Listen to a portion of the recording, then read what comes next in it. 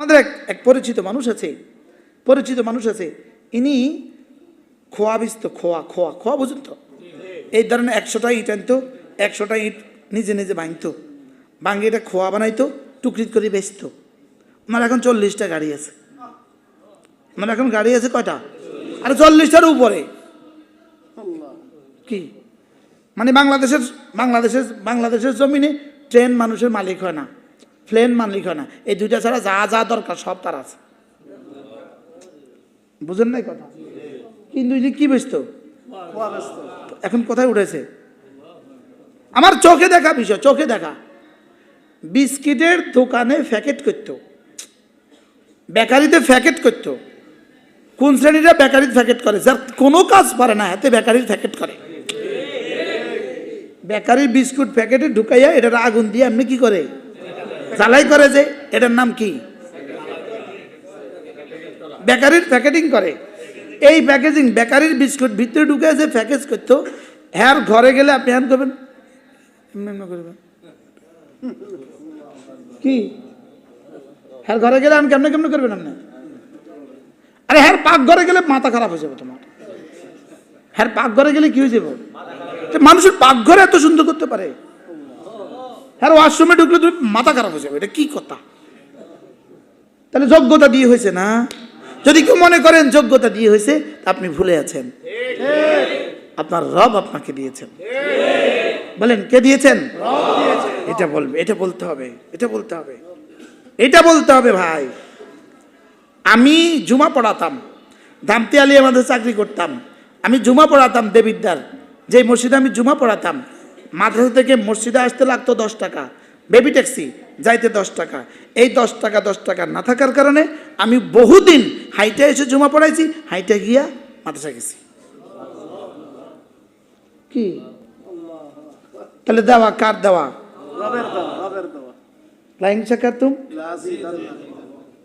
এই জন্য এই শব্দটাকে বলার আগে রব একটা কি, কোন শব্দ দিয়ে বলবো? রব একটা মজা করে একটা কথা বলছেন, ওয়াইতাযানা রাব্বুকুম, স্মরণ করুন সে সময়ের কথা। ঈদ মানে উযকুর, ওয়াইতাযানা রাব্বুকুম, স্মরণ করুন। এটা কি একটু এদিকে দিতে পারেন না সানসাই? তোষকটা সহ দেন। এই আরো ওয়াইতাযানা রাব্বুকুম, স্মরণ করুন সে সময়ের কথা যখন আপনার রব আরশে আজিমে ঘোষণা দিয়েছেন। একটি ঘোষণা। হুজুর ওয়াইতাযানা রাব্বুকুম অর্থ কি? একটি ঘোষণা। সুবহানাল্লাহ। কে ঘোষণা দিছে? ওয়াইতাযানা রাব্বুকুম, যখন আপনার পরওয়ারদিগার ঘোষণা দিয়েছেন। একটি ঘোষণা। এই ঘোষক স্বয়ং রব। এই ঘোষক কি? হজের ঘোষণা দিয়েছেন হযরত ইব্রাহিম, ওয়াযিন লিন্নাসি ফিল হজ, আপনি ঘোষণা করুন। লেকিন এই ঘোষণা রব বলেন ওয়াইতাযানা রাব্বুকুম, যখন আপনার রব ঘোষণা দিয়েছেন লা ইন শাকারতুম লা আযীদান্নাকুম, তুমি যদি শুকর আদায় করো আমি তোমার নিয়ামত বাড়িয়েই দিব। সুবহানাল্লাহ। আজীব না? ঘোষণা কার? তাহলে ওয়াইতাযানা রাব্বুকুম একটি ঘোষণা। এইভাবে একটি ঘোষণা। যখন আপনার রব ঘোষণা দিয়েছেন নিয়ামতের শুকর আদায় করো। নিয়ামতের শুকর হয় 3 ভাবে। নিয়ামতের শুকর হয় 1 নম্বরে হলো জবানে স্বীকার করা, 2 নম্বরে হলো দিলে দিলে স্বীকার করা, 3 নম্বরে হলো নিয়ামতকে নিয়ামত দিয়ে নেওয়ালার মর্জি মতো ব্যবহার করা। কয়টা? 1 নম্বরে কি? জবানে বলা আল্লাহ আপনি এত নিয়ামত দিয়েছেন। বলো নূরে আলম, বলো কে দিছে? আলহামদুলিল্লাহ।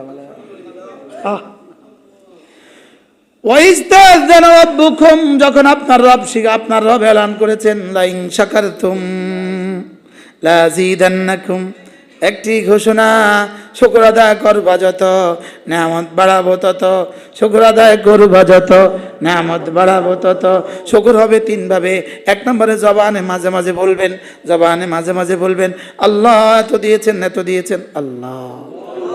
2 নম্বরে দিলে দিলে বলবেন ওহো, কাউকে না শুনিয়ে, জিহ্বাও নড়বে না, দিলে দিলে বলবেন আল্লাহ এত নিয়ামত আপনি দিয়েছেন। কি এরে শুকর আদায় করলে অসুবিধা কি? অসুবিধা কি? কমপক্ষে 22 বছর বয়সের জীবনে, 22 বছর বয়সের সময় প্রথম জুতা কিনে দিয়েছেন, একটা চামড়ার জুতা 120 টাকা দিয়ে আমার বড় মামা আমাকে। খুশিতে পাগল হয়ে গেছি। বুঝেন নাই কথা কি? খুশিতে কি হয়ে গেছি? পুরো ছাত্র জীবনে একটা তোষক আমার দ্বারা কিনা হয় নাই, একটা বিছানা চাদর আমি জীবনে কিনি নাই। কি আপনার কবেন কোন কা কই শুকরিয়া আল্লাহ, বুঝেন নাই?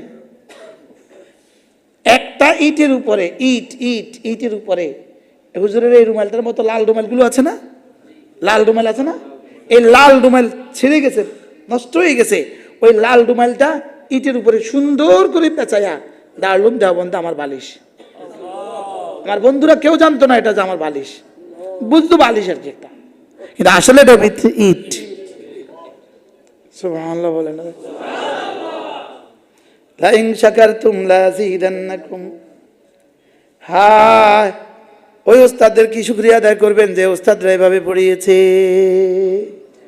ওই আব্বা আম্মার কি শুকরিয়া আদায় করবেন যে আব্বা মাদ্রাসা দিছে? সুবহানাল্লাহ বলেন না? হ্যাঁ কি? আচ্ছা, বাংলাদেশের গভর্নমেন্ট কলেজের কয়জন বিসিএস ক্যাডারে তার জেলার বাইরে কেউ চিনে? হ্যাঁ, এদেশের টেকনাফতে তেতুলিয়া ওই হুজুরে চিনেনি? শুনে না? আলহামদুলিল্লাহ। কোরআনওয়ালাকে চিনে কিনা বলেন? সুবহানাল্লাহ। আমাদের এক উস্তাদ হযরত মুফতি দেলাওয়ার আশরাফ হুজুর, হুজুরের বড় ভাই কিন্তু ঢাকা মেডিকেল কলেজের একটা বিভাগীয় প্রধান। হুজুরের বড় ভাই না, পিজি হসপিটালের বিভাগীয় প্রধান। হুজুরের বড় ভাই একবার হুজুরের বাড়িতে বান্ধুয়ের মাহফিল ছিল, হুজুরের বড় ভাই হলো সভাপতি, আমিও মেহমান।